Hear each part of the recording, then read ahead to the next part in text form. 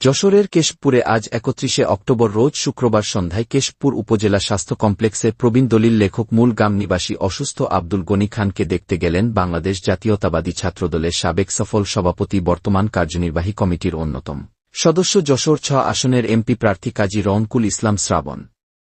এই সময় তার সাথে সফর সঙ্গী হিসেবে উপস্থিত ছিলেন কেশবপুর থানা বিএনপির সাবেক আহ্বায়ক বারবার নির্বাচিত কাউন্সিলর মোহাম্মদ মশিউর রহমান। আরও সাথে ছিলেন আব্দুল হালিম অটল, শামছুল আলম বুলবুল, জাহাঙ্গীর আলম মিন্টু, জাহাঙ্গীর হোসেন পলাশ, ইকবাল হোসেন, মেহেদী হাসান শিপন, দলিল লেখক আব্দুল গফুর, বাদলসহ আরও অনেকে। ওই সময়ে কর্তব্যরত ডাক্তারকে ডেকে অসুস্থ দলিল লেখক আব্দুল গনি খানের বিষয়ে খোঁজ নেই।